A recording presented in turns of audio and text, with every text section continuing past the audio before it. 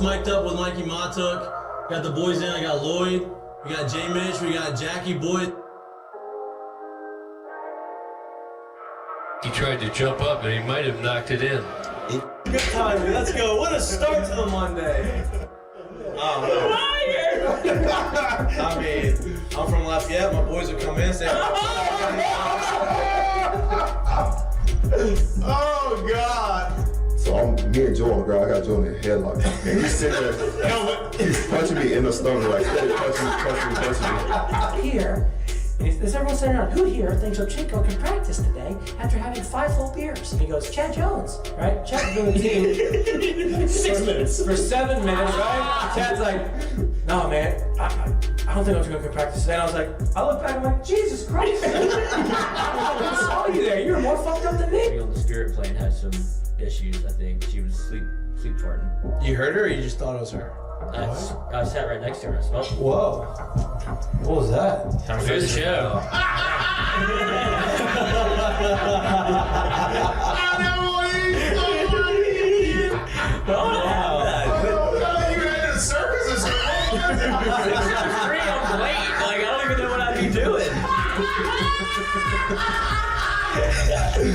Now, when you do go to spring training, are you gonna bring your chinchilla and your turtle? My dad tell you about it. The SEC is, God, they hate fat people. I mean, I get crushed for that. You know what I mean? It's like, come on, man. Hey, just the South, bro. You got a bunch of food down here. Like they should. Players, look at Lloyd. You know what, Lloyd? You're looking for a recruiting coordinator, coach. I'm here. He's like, I'll piss my pants right now. No way. We're wearing gray pants, long gray pants. He goes, I'll piss my pants right now.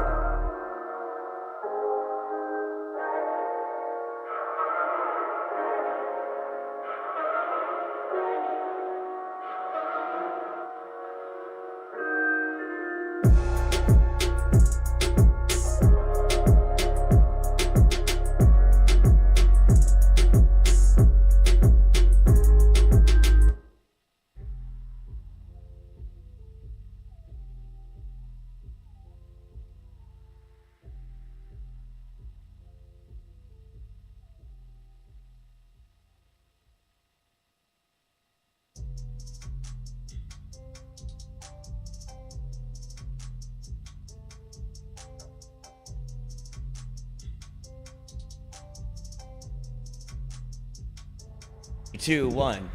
Hello. Welcome back to Mike'd Up. Welcome Today in. is Friday, November 17th. Welcome to Cards and Culture. Welcome to Cards and Culture.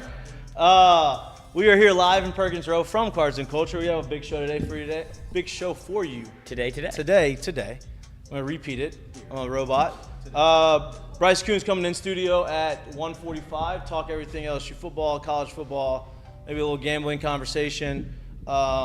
But before he gets in here, we have a lot of things to cover in the sports world. Joe Burrow and the Bengals were trying to right the ship last night, Thursday Night Football. They did everything but right the ship, I feel like. It was not good. Joe went down, did not finish the game, went out before halftime. Does not look good. They haven't officially come out with anything, but he couldn't throw the football. That's kind of scary. Scary. Not good. We still haven't answered yet. Not good. It's just not something that you want to see. Obviously, LSU football is not going to be in the playoff. You were hoping that the Bengals, for like the last 2 or 3 years, have been making this run. It's like, oh, they're going to do it again. No, because now Joey B. Hopefully they do, but Joey's not going to be playing. Tough. Yeah, they got 7. All the rest of their opponents all have winning records.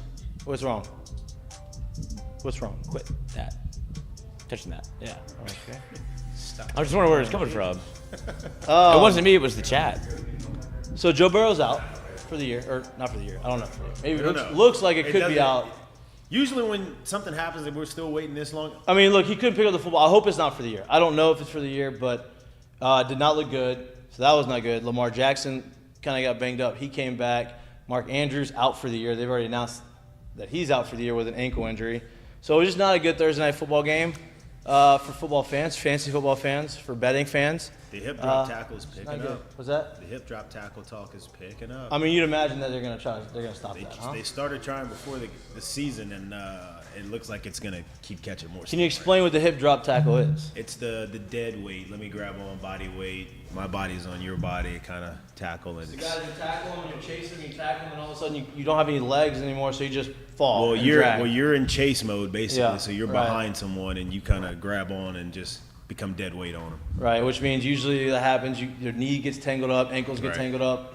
It's not good. Usually leads to injuries, especially now with more fields going to turf, right? Because there's no grass that's going to give. It's just going to stick in there, and it's just not good. So, yeah, I think that needs to happen. I'm sure that's going to be a conversation.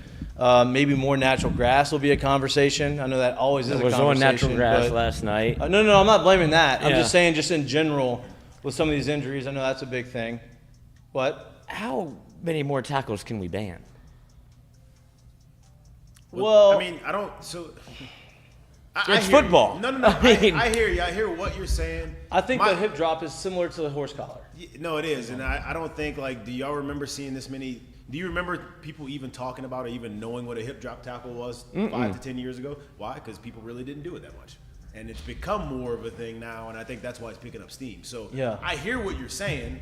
I'm not against what you're saying, but last time I checked, there isn't a sled or a tackling dummy that a coach holds at any practice anywhere in America where they practice the hip drop tackle. Right. So why has it become such a thing in games? It's because they've made other tackling issues, and so it's like you have to figure out a way to get these guys down. And so there's I don't know what the fix is, but that is a conversation that is happening. LSU basketball had a game yesterday afternoon at 3:00. They lost again at the buzzer again. Did they win today? They were losing today. They're playing right now. They played North Texas. What time is it? So it should be in the second half. Can we put that on there and see what's going on? They're in a bad spot. Why didn't she go full Carissa Thompson and just make it up? They were. She's not the silent reporter. Yeah. She's not the silent reporter. It is. Men's basketball is in a tough spot. They don't have their point guard. Oh, they're in a great there we spot. go. Back off. Back off. That should be really interesting to watch this year. Make sure you really LSU is now 2-2. Look, Jalen Cook being hurt, or not being hurt, being suspended, or not being able to play. Not suspended, not being able to play. Tried to hurt everybody. He is. That's a big loss. That's a true point guard. You can tell. You could see if you watched the game yesterday. They had LSU had a 15-point lead, and they couldn't get the ball over the midcourt line. And so you went home with 3 timeouts in your pocket. The timeouts had nothing to do with anything. They went on an 18-2 run. Yeah, but it wasn't. The timeout wouldn't have mattered. You have no point guard to get the ball across the center court line. Like, you can't get across the ball past half court because you just have no point guards. And then the only time they were able to do it, you had is it Jalen Reed, right? Not Jalen Reed. Reed. Jay Reed. What? Jay Reed. Yeah. When he was in, 6'10", you'd have him in the backcourt. He was able to get the ball across the court, and he could see over the top of the defense. Once he got in foul trouble and went out, they couldn't get the ball over half court at all, and ended up blowing a 15-point lead. Ended up taking the lead, then a big 3, and there was a tie game, and then the game went in 3-pointers. So not great. They're 2-2. Whoa. What kind of show are we running here? Kangaroo court. They are 2-2, so they won today. They got a lot of work to do. Put your futures in. Yeah, I don't know. I don't know about that, but it's nice to get a win. They're going to come back from that tournament, I guess, 1-1. I think that's how it works. Do you have a future on the women's basketball team? They, I want to cash that ticket. Are they playing? They play tonight in Hammond, Kim Mulkey's hometown. Sold out, which is great. You'd imagine usually when you go play somewhere in state, it's usually a sold-out crowd. Should be a ruckus. Ruckus? Ruckus. They should have a ruckus in the Ruckus Arena. So tune into that. They're mean over there. I went there as a SID at Northwestern State, and they were yelling at us, calling us has-beens. Like, Coach, I'm a never was. I didn't even want to play out here. Like, oh, you keep the stats? It's like, bro, y'all are drinking daiquiris. I got a 5th in my pocket. We're all the same. It did get wild a couple times we went there for baseball. It was. It did. It was a good atmosphere. It did. They're fun. LSU baseball Jordan not being LSU. has game 1 of their Purple and Gold World Series tonight at 4:30 at Alex Box. Go give them a look. Obviously, LSU football has the second to last home game of the year. Is it homecoming?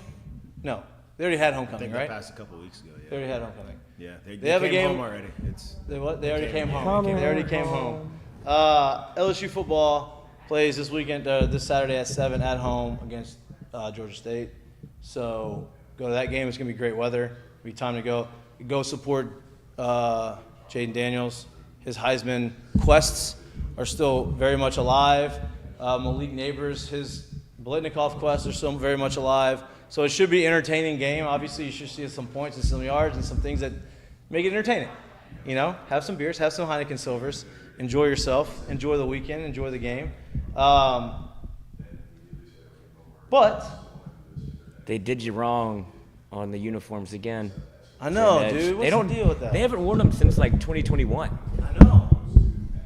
Yeah, I'm okay with the white helmets, though. I'm okay with that.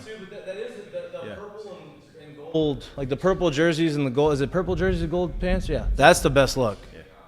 That's the best look. They just don't do it for some reason. I don't know why. I wonder why. They do it. Major League Baseball announced their MVPs Who won? on Twitter. They did. Ronald Acuña Jr., unanimous MVP. And then What'd Shohei he do Ohtani, this year? unanimous MVP. He did a lot of things. Hit Actually 40 home homered in runs. a Venezuelan game. Wow. Yeah, The announcement kind of happened. over which there. is crazy to me. Yeah, like he's still playing. There's right? no award ceremony.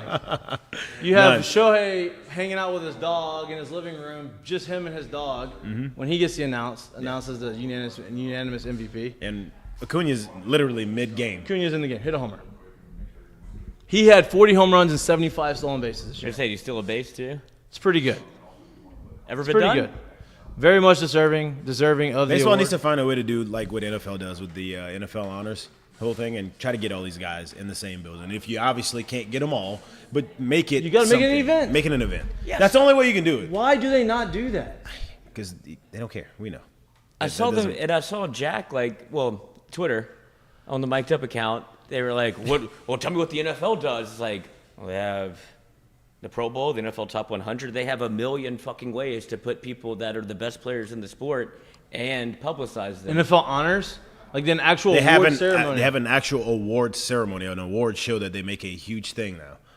There's a lot of things they do. Yeah, so A lot of things. Not very many big college football games this weekend. They got a couple. Nothing crazy. Disappointing. Oregon State and Washington is in Corvallis. the biggest game of the week. That's people are looking at that as maybe an upset. James Madison might not make it tomorrow, from what I saw on pre-game day today. Well, then they can't play in a bowl game. No, I'm just saying they might not make it to Saturday. Oh no. That was Listen, when they do stuff like that, the small schools always show out. Oh, no doubt. Because it's just something that never happens. They don't ever get these shows. Don't go there often. They're undefeated. They're what, 10-0, 11-0? I don't think they played that many games, right? I mean 10. 10-0, 10-0, 10-0. 9-0, 8-0, No, I don't think they're that. I think they're 10-0. I 10-0. think they're double What digits. they're doing is unprecedented, though. You don't really First see year that, in man. Division Yeah. One. First year in the Division One. Not FBS. only are they 10-0, they've made their way into the top 25. Like they're doing something that's not really seen before. So it's impressive. Gotta Coach give went them on some there props and that. talked his shit too. Oh yeah. No doubt. It was awesome. should. Yeah, You should. But usually you don't see that. Usually, like they towed the company line, and he was like, NCAA's taking a bunch of L's lately, huh? All the L's. They haven't done anything good, I feel like. They're giving 8th and 9th year eligibility to these guys, and then they're not going to give transfers that have been in college for 3 years eligibility, and then they're not going to give some of these schools who you told are bringing Jalen Cook parity to college football, which college you wanted. football. Right. You told Jalen Cook to leave and go seek shelter elsewhere, and then whenever he wants to come back to the school after the punishment wasn't levied for LSU, like you were like, hey, you should probably go because LSU might get the death penalty. So he's like, all right, I'll go to Tulane. I would actually like to play for LSU where I signed my letter of intent. Tries to come back, like, no, you can't do that. But, I mean, insert quarterback from USC. What does that appeal look like? Do they look He's like they're been gonna- denied. No, didn't they? No, not the appeal, but I'm That's just what I saying mean. they'll drag their feet for as long as they want, I guess. I mean, because you said it happened this year with the wide receiver from where'd he go? He went to. It wasn't Florida State. Is it NC State? Was it North Carolina. North Carolina? Tez. That's right. I mean, he was not eligible to play, and then they overturned their thing. So that could be hopefully an avenue for him to get back on the court because God knows they need him. Who's not going to be on the field this weekend is Jim Harbaugh. Jim Harbaugh Or is next weekend. Or next weekend. He'll be there in the playoffs though, Right. if they make it. Michigan pulled back their lawsuit of the Big Ten because we don't know why. They pulled it back and said they were going to accept the penalties, and then right after they announced that, they fired their defensive coordinator. So, seems like maybe Jim didn't know what was going on. Maybe the DC was the one behind all of this. What did Chris Carter say? I'm going to say it once again. I brought this up a million times. It's very, very hard for me to believe he knew absolutely nothing. Maybe he knew nothing of the inner workings of it because he literally said, hey, I don't want to know any of that. It's really hard for me to believe. Yeah, maybe. Really hard for me to believe. DC had to fall on that sword, though. He's out. Yeah, he's out. Gone. I feel like he's going to get a job somewhere, though. He was pretty good there. Well, I mean, he had the answers to the test. That's true. I've had answers to the test, too, but I think the teacher knew I had answers to the test and said, and then you got fired. Well, then fire me. They just said, I'm going to give you a D, knowing that you're cheating. Come sit in my office. Yeah. Let's talk. Pretty good at football. Knowing that you're cheating. So that's, interesting. They have to play Ohio State. They got big games they have to play without Harbaugh on the sidelines. Next week.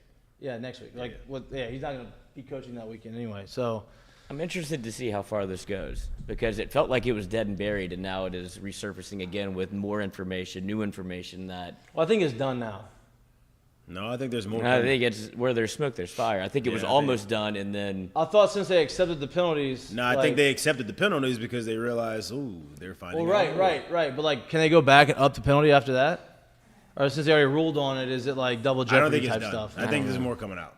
Yeah, I think there's going to be more and more, and then once they find out, there's the public pressure of this thing is going to make pressure burst pipes, I guess, in a sense, where that's true. That happens. Okay, we're done with it, and it's like, no, the court of public opinion is going to continue to rule, and they're going to throw their hands up at some point and go, Michigan can't, whatever. Regardless of where they are, whatever happens, it feels like this will be tainted for at least a year. Like if Michigan wins the whole thing, it'll be talked about the entire time. And then you'll forget. Like the Astros. But it's important now. Yeah. We'll see. We'll see what happens. Condor Stallions. Nice little. This has got to be smacking them in the recruiting trail, though, right? Like everybody, Bryce everybody's Underwood, using this as like fuel against them right now. No doubt. Right? Bryce Underwood. I think what's really going to smack him on the recruiting trail is when Jim leaves. Yeah, that's on the horizon. Yeah. As well. When Jim Harbaugh says, you know what, hey guys, look, we got there. I'm going to leave. I'm going to go coach my other alma mater, which is the Chicago Bears. The New Orleans Saints. Chicago Bears. Would you want him? Absolutely. I want all that smoke. It's better than the drama that the Saints have now. Well, Pete Carmichael is the most uncreative play caller in the country, in the see league, that graphic? In the world, probably in the world. I could do that. Zero. Just a big old nothing. I'll pull it up. That's not good. There's a graphic out there that was rating play callers as most creative, least creative, based off of like motions and all these types of things. Pre-snap. Yeah, and obviously, as you would expect, the most creative is Mike McDaniel. By far, like nobody even close. Now, Andy Reid, Shanahan, all those guys are like up there, but not even close to Mike McDaniel. And then you have a cluster that kind of comes back this way, and they have a cluster of like bad ones. And then all the way down at the bottom by himself is Pete Carmichael. Literally by himself. Touching the Y and X axis. Like almost out of the graph. It's fuck around and don't find out. Almost out of the graph. Like it was pretty embarrassing to see that. If you zoomed in a little too much, you may not see them. That's about where. Good thing you know what the best thing about it is they're off this weekend, bye week. We don't have to watch them. We don't have to watch them. Don't have to say, oh, maybe they're gonna play better now. They look good, or damn, season's over. Nope, none of that. Or they could still win the division. They can still win the division. That is still on the table. All right, this weekend, though. LSU's at home against Georgia State. They have 2 home games left.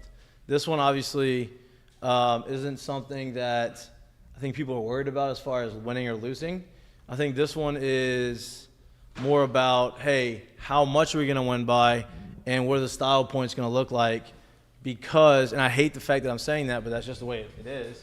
And I think the fact that Jayden, that's fine. We're not actually in the building, so we're allowed to say that. Right. I mean, that's the situation. The size That's the reality of it. Yeah. Hey, listen, y'all are going to win. We know that y'all are going to win. How are we going to win? Like, what is it going to look like? Are we going to have style points? Is Jayden Daniels going to go out there? And that's my next question is, what do y'all think? Like, I don't think they're going to overextend him and say, hey, well, you got to be out there and do this and put up your numbers or whatever. I think that they're going to let it play the same way it's been playing out. What do you think that he would have to do this game as far as staying on par, right? Because this game's not going to put him over the top. No matter – he could throw for 1,000 – well, I guess if he threw for 1,000 yards. That would do something. That would probably do something. That would probably help him a little bit. I don't know if that's going to happen. So I don't know. Dude, I think 250-ish. I think whatever it is, it's keep him in the top 5 as a passer by the end of the week, which obviously they won't have any way of knowing that. Yeah, they're going to game plan. They're not going to game plan for that, but I think they're going to go out there and they're going to play their game. They're going to play their game plan. They're going to do everything that they want to do. And when they feel like this thing's out of hand, I think that's when he's coming out. Like I don't foresee him playing into halfway into the third just for numbers. Like if the game's already out of hand at that point, he's probably going to be out. Yeah, I agree. Usually when the game's out of hand and that happens, you tend to usually have your numbers anyway. So, like, I think it's going to be somewhere kind of like that. I don't think you're going to see him play in the sense of any more when it's a blowout or if it's somewhat close the whole game, then he'll play the game. That's just probably how it's going to go. I agree. I think that, the one thing that worries me and look, he's a veteran. He's been around. He's done a long time. The thing that I'm worried about is if he knows, okay, I got to go out there and put up my numbers. He tries to do too much too early. I don't think he's going to fall into that, but that's the only concern that you would have is like, okay, let's not try to do anything crazy. Let's just keep doing what you've been doing. Yeah. And you've been doing it against the best teams in the country. You're going to be able to do it against this team. Hey, I would imagine at this point, when you have your receivers leading the league and lead the league, he's leading the nation in receiving yards, and the other guys, the supporting cast has played as well as it has this year. I would imagine that's been a group, team, offensive unit-wide kind of conversation of, hey, probably not from the coaches, just as far as for players, like, hey, let's go out here and let's get our guy where he belongs, right? Let's go do what we need to do to highlight what he's done this year, and because it'll, lift everyone up in that situation. So I do think you'll see the heightened sense of awareness probably from the supporting cast. And Jaden, just go be you. Yeah, just go do your thing. A couple of benchmarks he could hit if he runs for 82 yards, I believe. 1,000. He'll hit 1,000 rushing yards, and if Malik Neighbors goes over 238 in the next 2 games, he'll go. Is it 230 or 280? 283 maybe. Yeah, 283. I'm athletic. Yeah. He'll be the LSU's all-time leading receiver. So a couple things to hit. I don't think that plays into the A&M game, but maybe you try to get a couple of those guys touches early if you're trying to get a little same-game parlay. For sure. I'm going to same-game parlay. Oh, I didn't see it on the app. Did you see it? I haven't looked yet. I looked for it, and I couldn't find it. They may not have it on there. That would be Bush. Yeah, they may not have it on there. That's just not knowing your audience. You know what I mean? That's just not understanding – hey, we're in Baton Rouge. You probably should put a line, even if it's 75 points. Put a line up there. They're probably terrified to put an over/under out. Maybe make it high. You know what I mean? Make it high. I don't know. But to your point, I don't think that. I guess there is some cause for concern if you want, like, if you really do think about it, that he tries to. I don't think you can top what he did against Florida. He was asked in the presser, like, was that your Heisman moments? And he goes, I'll take the question. He's like, humbly, yes. I don't know what more I could have done. It's never been done in the history. Right. Of Here's the deal. As crazy as it is, I bet you ask him, I bet you he would tell you he probably left 2 or 3 throws on the table there, no too. No doubt. Of course. Have y'all seen the story with Marucci and Jack and what they have? They're the only team in the country with this virtual reality system that's come out. Mm-hmm. And I wish he wouldn't have said it because now Nick Saban's probably flying to Germany to go get one. Nick Saban's definitely heard of it. But not using it, heard of it.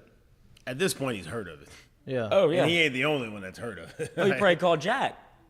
Right. He's definitely heard of it. Not saying like using it as one thing, but and I think those that type of technology obviously helps, right? Like they have it for baseball. They have the virtual reality. Now it's gotten better and better and better. I tested it out in 17, like where you could put the goggles on, you have a bat in your hand, and you see the pitcher throwing in his windup and like Wii the whole baseball. deal. Yeah, but it's like not Wii baseball. It's like Wii baseball, but like not. Yeah, but not Wii baseball. And it was good, but like there's a lot of improvements they need to do with it, and they've made those improvements from what I've been told. And I guess obviously, in football it makes a lot of sense because now you can see it happening in real time, and that's anytime you can train in real time, you're gonna be better for it. And so, kudos to Jaden for trying something that maybe he's never done and to get him to that next level. Did you see how much he said it helped him? A lot. Yeah, Jack was saying he expected like an answer between 3 and 5%, and Jaden Daniel said 85%. Like the way that what they can do is they map the entire stadium. He can see where the play clocks are. They have real-time defenses. The guys that invented the virtual reality came to an LSU game and they didn't know that they did flyovers, and so the next week they had a flyover in the game. They were like, "Oh, let's put that in there," and they're like, "This is unbelievable how it's quickly awesome. all work." That's awesome. And when we were in a way different level, I always thought, I was like, man, why can't Madden should have a different, or college football, whatever it was, should have a different version that they offer to colleges, to where you can upload your playbook, and you can make the reads playing video games, like the same playbook that you would use, right? But like Bust the out the same vision cone? the same stuff, right? Like, and so that was like in a way smaller scale. This is before virtual reality was a thing, Right. And so then obviously that the virtual reality comes, it takes it to the next level and says, okay, this makes a lot of sense. Let's use technology to make these guys better, and obviously it has. What I like to see in some of these games, like these smaller games, right, the games that you're supposed to win, is, and you've talked about this a lot, Jay, there's a lot of openings in different positions next year. Wide receiver position, you have guys that there's going to be position battles all over the field defensively. And so some of these guys, especially offense at the wide receiver position, haven't had an opportunity to play a lot. Games like this, they have this opportunity to go out there and play and, put up some numbers and kind of get out there. And I think that's always a good thing. Yeah, I think, let's be honest, like you've reached a point to where your biggest accomplishment right now as a team is winning a bowl game and getting a 10-win season, right? So with that being said, like I do think you may even see them play a lot more aggressive on offense to push those numbers to what they are earlier in the game to get these younger kids an extended time to play out there, right? Hey, we'll get you your numbers, get you out of here, get these kids up there and get them play. Like they'll never admit that kind of stuff if that's what they're doing, but you could see that. You could see them try to push the envelope on really pushing the ball down the field in the right way, obviously, but maybe a little more aggressive than they have in the past. Yeah. You're going to have guys in there playing and making, getting significant time. That can't hurt, right? That's only going to make you better. They need it. Like the team needs it. Not only just for this year, because you just, 3 games left in the season. You never know what could happen, but they need it to be able to get to next year. Kind of be able to see what they got, who can play, where you at, how do you perform in these situations, and kind of give you an idea into a window into the future, if you will. And Brian Kelly was asked a little bit about the Jayden Daniels playing time, and he was like, it's not a score, it's not a number, it's about executing the offense and the efficiency of which he does it. So sure. It could be well into the third quarter if he's not playing well. Personally, from my opinion, do you see Stephen A. talking about what he would do for the Cowboys to win the Knicks to win a world championship? We'll talk about that later. Wow, but I was confused. I was like, what? Because he did Okay. He did a very good monologue. I didn't see it. I was like, wait a minute. How are we getting to Stephen A. on this? Okay. He was saying that, personally, I think, for the LSU perspective, that I think he's trying to push for a Heisman to kind of bury this year in terms of, like, the defensively. He wants to be remembered for another landmark. For the Brian Kelly tenure, like, not selfishly, but as like, all right, 10-win season, brought you a Heisman winner. It's another check mark to say, like, look, I've done a good job here. Yeah, but I don't think it's about him, though. Like, I think he's doing it because, hey, these guys, they've worked their ass off, and it's been unfortunate that our defense is really bad. So these guys believe in Jaden. Like, they like Jaden. This is their leader. He's a quarterback. He's done this for 2 years. They know how good he is. So, like, let's reward the team so that their quarterback can get a Heisman, right? The quarterback winning a Heisman rewards everybody because that, when you have that type of level of success, the level of guys around you go up. The offensive line has been playing lights out. You have your wide receivers have been playing lights out. So, you have other awards to be won. I think at this point, you want to get to 10 wins, but you also want to put these guys in a position where you say, okay, this was a successful season because of this. Yeah, not only that, he wins a Heisman, it highlights the program. Yep. You highlight the program, Yep. It makes an easier pitch to the recruits, right? And you continue to bring in high level of athleticism and all that stuff. So, being able to have some highlight to the season, it only helps him. It only helps this team. It only helps this program, and it only grows what he's already got the ball rolling on here. No doubt. It's gonna stink though, because they're out of games. It feels like Jaden's gonna get buried under. Everybody, you saw out of big games. Yeah, because you got dude, look at the numbers at this point. I don't really. But it feels like that narrative's already been blown up, where there are 3 losses. Who have you beat? I'm just saying from the national perspective of people that aren't LSU fans, where I still think at the national perspective, they truly don't still know the numbers of what he's done on the season. And everybody, oh, wow, that game happened. And then once they start actually breaking this thing down and putting up, hey, these are this guy's numbers, this guy's numbers, this guy's numbers, I think that conversation starts to be like, oh, wow. Yeah. We didn't realize the numbers were like this. I still don't think people really know what he's done. Well, and here's the deal. Let's say Washington loses to Oregon State this weekend, right? Michael Penix he's had a really good season, but he's also had 2 or 3 games where he hasn't been great. Right, awesome. so that should put him out the conversation in my mind my already. point. So if he loses, I think he's out. But it shouldn't, though, because he's still thrown. No, he's having a good year. Yeah. But my point is,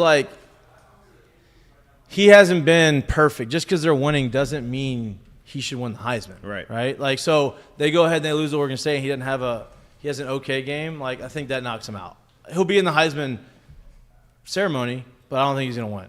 Right? Then that leaves Bo Nix as really the guy. This Marvin Harrison stuff, to me, he's not out of bounds. He's not there. That's not going to happen. Yeah. He still may be the most talented one in the country, but if they give the Heisman to Marvin Harrison Jr., it's not a real award anymore. Give the Heisman to Marvin Harrison, but Malik Neighbors wins the Biletnikoff. That's not a real award because you're giving it to a guy.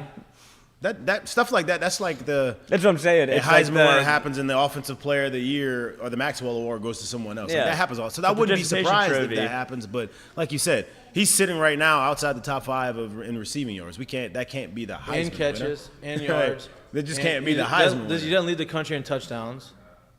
He's up there in 13 touchdowns. Same with Brian Thomas. Right. So they just can't be the Heisman winner. Right. No, I don't care how talented he is. He can't be the Heisman winner. You can get drafted 3rd overall. Yeah. And it's not like Malik is playing in a league where he doesn't have the opportunity. He's not playing in a league. It's not like Malik's playing when Colt Brennan was putting up all those numbers in Hawaii. Dude, I was actually just thinking about that. When Colt Brennan put up all those numbers playing for Hawaii, you know who they're playing against. They're not playing against top-tier competition. Malik is. So he's doing this against top-tier talented. He's doing this against NFL caliber talent. It's not like he's just doing not just that too. There's a thing to be said when welcome. Not only in the league was the league that Hawaii was doing it when Colt Brennan was there, but it was West Coast where you don't really see much of what they're doing, and it was just that whole thing. And there's not a lot of steam around it. This is the premier conference, one of the premier programs in the country. You kind of respect what you see them doing. So I do think. Once you literally start breaking down, okay, who's in this thing and who's out of this thing, and then you start putting up the numbers next to it, people are going to be like, oh, wow, we didn't realize Jayden was doing all of that. We saw the one game that was crazy. We realized they got 3 losses, but I think you're going to start seeing – welcome, Bryce, to the show. We appreciate you jumping on. You can hop in this conversation whenever you want. What's up? I think you're going to see the conversation last week, right, after the Florida game, and he had a legendary game, right, something that nobody's ever done, ever.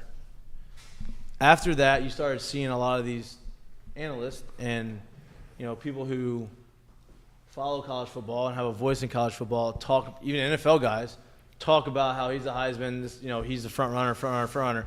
I think you're gonna after this game he has another good. You're gonna still see the residual effects of that game continue to have it because now he's gotten the eyeballs of everybody on him. So not everybody that watched him last week. Oh, what does he do this week? Yeah. Oh, I'll throw for 330, rush for another 160, 70 yards, 5 touchdowns. Oh, damn, he did it again, and they're gonna keep talking about him. I think it's a weird thing. Like, there's no doubt that doing something that no one in the history of college football has ever done puts you literally at the forefront of things. But I really do think people started to really open their eyes when they went to Bama and he played the way he did, and when he got hurt, how much the game with 11 minutes still left, literally you could tell it was over at that point. I do think the mindset of it was like, oh wow, he's literally carrying this team. Started right then and there, and then you obviously carried over into the next week, and it's like, oh, this is real. Yeah. So, what's your opinion on it? Yeah, I had someone reach out to me. He covers Georgia, and he was watching the LSU Florida game a little bit and they were watching the press box up in Athens, and he said, "Where do you think this team would be without him?" Mm-hmm. And I don't know if you guys have talked about that yet today, but and I was like, you want a firm record, and I'm like I really don't know. 7-5. Yeah, you could say 7-win team, right. And that's. It's a testament to They don't beat Missouri. Yeah, they don't beat Missouri. They lose to Arkansas. Probably lose to Arkansas. So there you go. Yeah, that's 5 you losses. could say for sure, not for sure, but you could make a strong argument for 2 more losses. Do they beat Florida? You know what I mean? For a minute, it was only a 1-possession game, 10-point game. Yeah. We can throw a lot of them in there as I don't know, but we can literally make a strong argument for 2 more losses. And I just told him, I said, it's a testament to, one, the weaknesses on the roster and the weaknesses they need to shore up, but also it's a testament to, how I view the Heisman, and I have the same sentiment as Kelly. Do you have a vote? With it.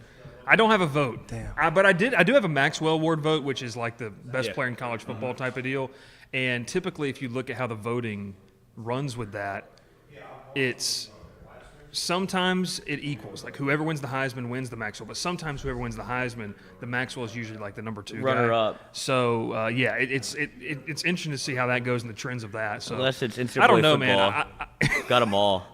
NCAA football, 2006. There you go. Just sweep the awards. Yeah, girlfriend got hotter.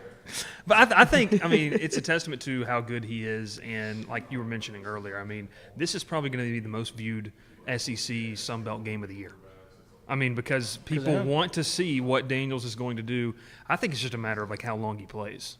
And what's the? That's what we're talking about that. I don't know about. I don't think the length of time matters. How much he does in that time? I think it's the possession, because if you look at Grambling State, and you look at some of the Army, he didn't play that long. But he did so much. He did so much in this. He has 7 possessions or 6 possessions, and he scores on 6 possessions. His numbers are going to be where they need to be, right? So here's the thing right now. I'm literally just looking at it. So he's got more passing touchdowns than Penix, and then whoever's number 2 in the nation throwing. But he's got 400 less yards throwing. So I think if that number can stay in that. I don't know maybe 300 to 200 less the margin than Penix, and then now you throw in the rushing part of it as well. That's what I mean by I don't think people are realizing how much he's actually doing. So when you throw both of those in there, and you're like, oh wow, so he's thrown for more touchdowns than those guys, even though the yards may be a little less, and then now he's running for this amount of yards and touchdowns, and you're trying to tell me that he's not that? How could he not be? Well, here's my next question to you. I want to pose it to everybody. The SEC has been the top conference for decade, however long, right? This year, the conversation is, the SEC's down. The SEC's down. Now, I'm not saying that's true or not true, but does the fact that people are trying to bring down the SEC this year, does that affect the fact that he is doing this with 3 losses? So, for instance, if he's doing this in last year, the year before, and the SEC is oh my God, they have all these top teams. Well, he's the best conference in the country. He's the best player in the best conference. He's going to win the Heisman. This year, they can say, the Big Ten's better, or the Pac-12's better. I don't agree, technically. But people are trying to say that, voters or whoever else is looking at college football, and it's their way of trying to take SEC off their throne, right? So kind of trying to discredit the numbers he's put up against the teams he's put it up against. I don't know if that's a thing, but it's a question. I'll take this one real quick just because. It's right up your alley. No, maybe. I just Joel Klatt kind of said the same thing, and Joel Klatt. Well, Joel Klatt hates the SEC. Well, he was saying that they're going to get the reason that Jayden Daniels could win the award is he'll get the Southern vote because they have. There's a full election. That's what such a Joe Klatt thing. That's right. But he was like, "This is how Derrick Henry stole the Heisman from." I forgot who it was, but he was like, "Oh, all of the people that all of the Southern people, like they vote for their own or whatever." And I was like, "Where are we in the world of college sports where Joel Klatt is doing this?" I didn't even know he played quarterback at Colorado, but he's got a platform. But that's what he was saying. Is like the SEC can steal the vote because they think their conference is better. But he's still putting up better numbers. Whether the conference is the best or the second or the third best, he's still putting up those numbers. So even if you really want to sit die on the hill of saying that the SEC is not the best this year, okay, good, that's fine. But we're not going to sit here and act like it's the Sun Belt. Right. Like, it's not that. The ACC. So like it's just not that. So if you want to say there's a better one, that's fine. That's really your opinion. But we're not going to act like it's fallen so far that it's that's a different level of football. No, it's not that. No. So and two, you could talk. I mean, if you get into that conversation of what's the best, well, why? Because Missouri's really good now. Like Missouri hasn't been really good, Right. but they've taken the throne from Auburn. Florida. Auburn. I mean, there's always somebody. There's always someone that steps up, and so it's just they don't hold the same brand value. I think the teams that are good this year, outside of Alabama and Georgia, don't hold the same brand value as a Florida. Yeah. I mean, Tennessee's not. Tennessee got killed last week, but Tennessee's they're about to get killed again. They're about to get killed again. But it's I don't know. We stand on business. My argument. That was wild. That's such a nerd. That was so weird. And then when you look at Eli Drinkwitz, first off, against Tennessee, and the average margin of loss is 30-something points, and man goes up there and we stand on business. Wild. Eli Drinkwitz looks like he's going to commit bank fraud, tax fraud. Yes, they do. They love him out there, though. But we were talking with some folks last night before the Kelly presser, and we're all in there for the media thing, and a couple of the people in there have Heisman votes, and they're like, "Yeah, we're voting for Jaden," which makes sense. But the argument that you said, Joel Klatt made in that is why wouldn't they? That's the guy they've watched. That's the guy that they see. That's the SEC networks in the household of Georgia, Alabama, Florida, Arkansas. I mean, Tennessee, Texas, all of this, really everywhere. I don't know. And to your point, he torched them all. He torched them all. Yeah, he hasn't. What is his bad game? Week 1, and I think I interacted with someone who tweeted about this with y'all, and was like, "Well, Florida State," and I'm like, "That was 3 months ago." And he's still for 370. I said this literally the moment that game was over. I go, "Yo, we do realize that we said that was his bad game and it wasn't good." He was the only reason you even scored. He threw for 350 and I think 2 touchdowns. I go, two go drops. back and look at his numbers last year. Yes. Outside of before the A&M game happens, if they stayed on that trajectory, he was going to be in New York last year. I go, he threw for 351 time last year, and he did it in game 1, and the narrative was it hasn't progressed. It's not getting any better. Can't throw the ball down the field. Give it a second. Guy. I promise you, it looked different. And that's why we don't make the Heisman finalist list in September on Labor Day. I mean, guys are allowed, and I tweeted, allowed to evolve over the course of a season. Yep. Here's my question to that, right? So if you looked at that game, looked at both quarterbacks. Shedeur Sanders wins the Heisman. Not even him. I'm talking about just that one game. Travis and Daniels. Everybody left that game and said, "Damn, That was his best game of the year. Jordan Travis may win the Heisman because he played his best game of the year." Even if you didn't say that, you said Jordan Travis is a better quarterback after that game. Daniels. Because of how he played.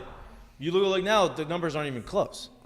Yeah, I mean, I've seen some arguments for Jordan Travis, and he means a lot to them. Yeah, of course. But you know what? But a quarterback means a lot no matter what. Here's the deal. You know what? His 2 receivers went down. His numbers went down. Yeah. So that's the deal.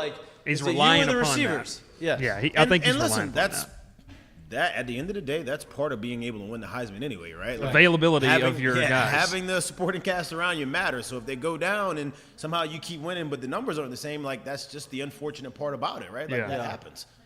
Yeah, it happens, and I think when you look, I mean, I was talking with someone about this who they're a big Auburn fan, grew up with them, and he's on the Bo Nix stand because still he likes Bo Nix, and I get this, but I mean, Bo Nix, the marketing started in July. Yeah. And that's why people don't realize why they think Bo Nix is a big candidate. And I think he should be in New York. I'm not saying the guy shouldn't be there. And it's going to depend a lot on what happens the next 2 weeks for them. And both Penix and Nix. Well, Penix plays Oregon State. That's good. If they lose that game, Oregon State plays physical. They play decent defense. Two very different styles of Yes. football in that game. Right. Yeah. So, like, maybe they run the ball and they're able to remove it and keep him off the field, and he's not able to put these gaudy numbers up there.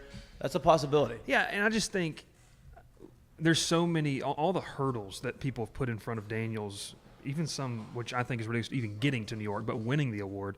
3 losses, I don't care. We talked about it last week. Precedent's been set. The idea that the SEC's down. I mean, not really. When you take a look at it, if you have a 15-year-old who's never watched college football, he knows what the Florida helmet's looks like, but he probably doesn't know what the Missouri helmet looks like. That's the problem with that. Yeah. So I don't buy it. I think, to me, clear cut, he's there. Does he win it? I think that's going to be decided, especially what happens in the Pac-12. Because if one of those quarterbacks runs off what's happens and they win the Pac-12 title, and let's say it's a Penix, or one of those two. Yeah, I think it's if there's a fourth guy, it's like Marvin Harris. The thing for Marvin Harrison Jr. It's over. That can't even be. That's Ohio State trying to shoehorn themselves into the conversation. But people are jumping on that. It's not just Ohio State. But the fourth person invited is just going to be like, hey, you had a great year. Good job. You had a great year. Yeah. So I think that it's between those 3 guys. If Penix goes undefeated and wins the Pac-12 title, that's going to be hard to beat. Yeah. That's the one that's going to be hard to beat. If Bo Nix does too, but Penix going undefeated is going to be tough. Penix and Nix, I think, are his 2 biggest competitors in this thing. And I was always in the camp of, before the last 2 weeks, even though the numbers had been gaudy. Like, I had been saying, like, I mean, he's putting up crazy numbers. He's doing crazy stuff. But I literally said, where's, like, the Heisman moment? Like, where did you feel like, all right, this means – because, let's be honest. Back at that time, no one still believed in how good Missouri was. You're still like, it's Missouri. They've proven to be a really good team at this point. Yeah. Right. So, like, no one really believed in what he did there at that point, right? They weren't standing on business. business. Like I said, yeah, exactly. Weren't standing on it then. But fast forward it, the way he played at Alabama, and then doing last week what no one has ever done against another huge college football brand on primetime television, it becomes like, there it goes. There's back-to-back weeks of Heisman-type moments. Well, that's what you talk about. Everyone talks about Heisman. What's your Heisman moment? Johnny Manziel, everybody knows this Heisman moment. Alabama Follows game, the football, runs around, throws a Hail Mary, doesn't see where it's going, throws a touchdown. Great play, lucky play, great play, right? Yeah. Heisman moment. Joe Burrow had a bunch of them. Texas game, right? probably one of the biggest Texas ones. early in the game, but like later, a bunch of them. Alabama. Right, but specific plays. You're like, well, where's Jaden's Heisman moment? His whole season has been a Heisman because it's been so consistent day in and day out, to your point, right? Like, it's not just a play. Yeah. It's just a body of – it's a game and game after game after game. You feel like, oh, he can't do more than that. Well, no, he did more than that. Yeah. He can't do more than that. Well, he's done more than that. It's like there's no moment, like no play. I think that's the argument for if you wanted to go against Jayden Daniels. It's not a Heisman moment. It's a Heisman game where you won a game that you maybe shouldn't have been in, but you have this is how you win the Heisman, by being the best player on the field against a team maybe you're not supposed to beat. And that's what people are arguing against with the 3 losses. And I get that the Alabama game is what it is, but think of how different this conversation would be if they won the Ole Miss game. Yep. Hey. If they win that Ole Miss game, then there's probably on the road. Oh, it's a runaway. It's a runaway. And 2, I got a chance to talk to Cole Kublik, who did sideline on the broadcast last weekend, and just asked him, and mentioned, like, for a guy that really doesn't have a Heisman moment, like he said, well, what about the 80-plus yard touchdown run? Yeah, those he said, like, that run right there, that's that might be it. And I think y'all mentioned that earlier, but he said that might be it. He said, but man, and coming from someone who like goes SEC each and every single week, he's like, that guy's got to be there. Like, and he's got to win. Cole's good at what he does. Yeah, really good at what he does. I hate to break this, but Joe's done for the season. I think he came out with it. Torn ligament in his wrist. Yep. It's done for the year. Really? Yep. Pro Football Doc never misses. I knew it was not good when I actually saw, like, I watched him, like, on the field at the end of the game. I don't know who it was. It was like the last person he talked to, but he told him, I got to get an MRI, which, whatever, that we kind of figured that already. But when it's gone this late in the day and there was still no update, I'm like, that's not good. Usually good things happen around like 9, 10 a.m. Yeah. Whenever he got the football on the sideline to throw it, and he just couldn't even, like, it wasn't even like, let me release it. It was, I can't even grip it. He couldn't go back anymore. Like, it fell out as he was still going back. I was like, that's not good. And honestly, watch the touchdown pass he threw. That's not a stressful throw. Well, when he threw it and to grimace like that, I'm like, ooh, that's not good. That's not good. That's what I was saying. I was like, he threw a touchdown pass. Yeah, because he didn't know he was hurt. Like, he knew it was bothering him, but, like, he hadn't thrown it yet. So he didn't know that he couldn't. Yeah. It wasn't going to affect him. So he wasn't in the back of his head holding back on the throw and, like, kind of grimacing. So when he let it go, he's like, oh, yeah, this ain't good. Yeah. Right? Like, this is my last little Who's their bit. backup? Jake Browning. He actually looked From okay. Washington. Yeah. Washington. And he actually played. Here's my thing for him. This is crazy. Kind of though. plays like Burrow, or wants to be. looks No, like- no, he looks he like he knows what looked he's good, but this is when you know it's like a different level. Watching the rest of that game, you didn't feel like he made any crazy mistakes. He looked good, and they still got beat by 2 touchdowns. Yeah. So you're like, okay, yeah, why he's That's back the- up. that's why it's different. Yeah, Yep. yeah. That's exactly why it's different. Wow. And there's a lot of smoke around that the Bengals knew he was hurt because there was pregame footage of Well, him that's with another conversation, right? Right. Like, he wasn't on injury report. Why didn't you put him on the injury report? You know, like he was not limited during practices or something. They say he wasn't, so that's why they didn't put him on the report. Yeah. He shows up with a. They got lucky. I don't know if you know, like realizing like there's a little caveat in this. They played on Thursday night. Those teams don't practice when they play on Thursday night, so they didn't put him in the practice report because he probably never did anything in practice. Yeah. Because they didn't practice, right? They probably had walkthroughs. They didn't have any real practices. You didn't have to make any real throws. He probably didn't realize like it is where it is. Yeah. So like it's a very very sticky situation because those teams can lose draft picks and all of that stuff from not putting players on the report Injury like they're report. supposed to. Yeah. So that's going to be really kind of sticky to see how it kind of goes forward. And maybe because- Joe says, "Hey, I didn't tell him. I didn't tell him I was hurt. I wrapped myself. Yeah, I didn't tell him I was hurt." That's wild. That'd be a good Joe Burrow move. That's tough. Yeah, that's tough. That doesn't make it fun. No. But That's a very tough year for them. Very unfortunate year for them right there. because they were starting to, I mean, I know they lost last week, but you could tell they were starting to like, you know, they got T. Higgins back. They were starting to do what they've been doing the past 3 years. Literally. Yeah. Yep. Kind of an interesting AFC, though, now. It is. I mean, Buffalo's and Cincinnati. I mean, those have been the two teams that felt Yeah, like Pittsburgh challenging. 6-3, and with they were you. like, eh. I'm with you. Pittsburgh on might be the and- worst 6-3 team in the like I've ever I'm seen. with you on the and Buffalo thing, but there's just always something about the You know, NFL. you feel like they're gonna the figure it team out. that's Oh, supposed yeah. to be good. Yeah. Somehow in the middle of the season, they're just Hey. reeling and not doing Hey, it. Joe Brady calling the plays now. Let's see what happens. See what happens, man. Here's the deal, though. Brian Daboll, actually, and Richard Sherman. Dayball. Richard Sherman actually made a very good point. He's like, I get what everybody's saying. I don't agree with the decision. I don't think it's Ken Dorsey's fault Yeah. because If you don't have Josh- 12 on the field, he's not fired. that's his point. He's like, listen, they missed the field goal. They had So 12 on the crazy. field. He doesn't Ruin miss that it. man's life. He goes, if he misses his field goal, they don't have the penalty. Yeah. Is he fired? Probably not, right? He says, Second well- penalty that's fucked over Ken Dorsey. Right. Ohio State in the end Yep. zone. Should Yep. be a two-time national But champion. his point was Brian Daboll Ah. was there. Everybody thought he was great, got the head coaching job, but he had Josh Allen led the league in turnovers with him.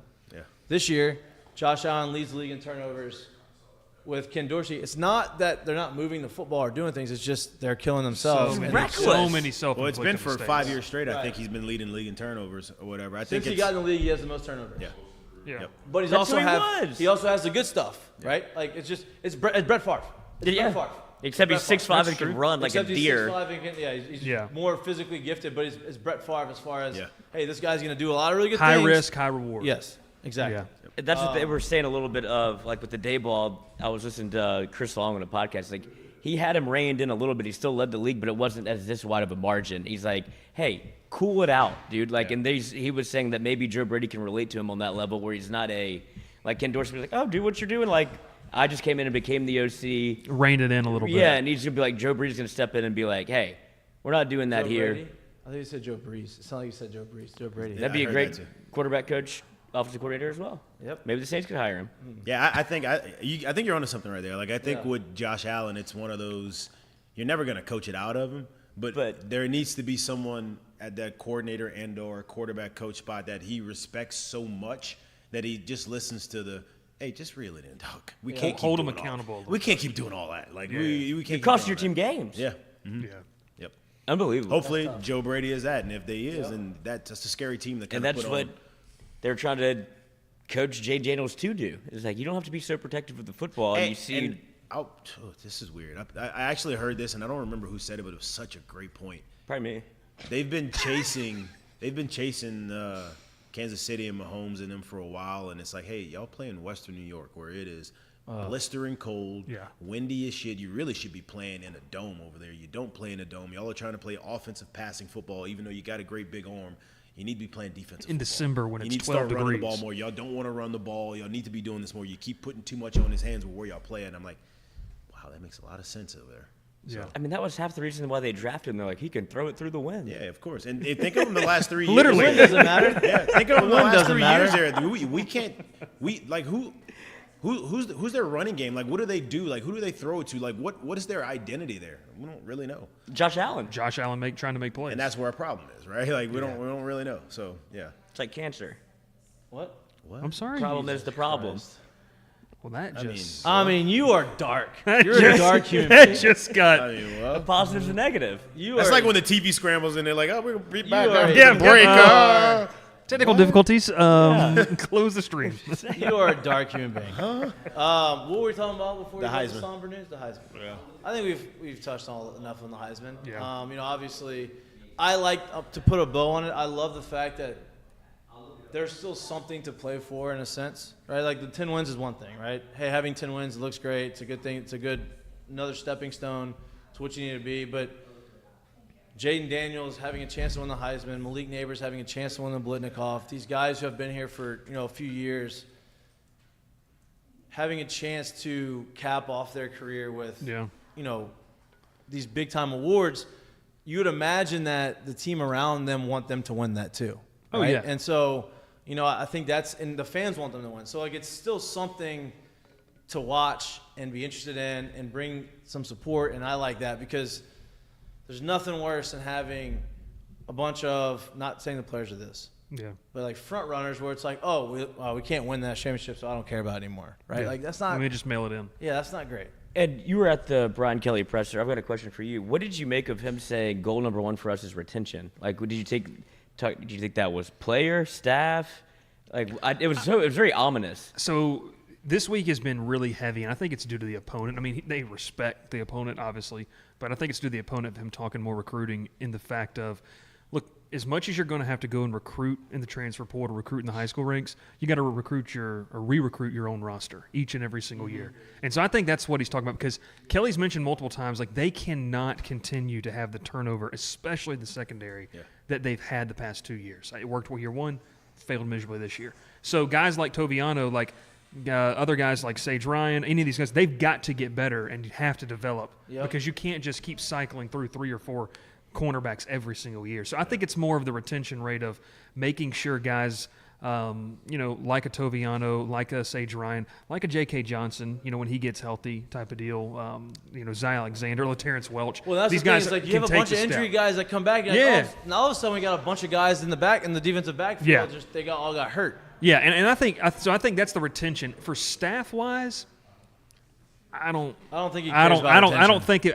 For me personally, I did not take that as a staff thing. I took it more as players. Like we have to start building.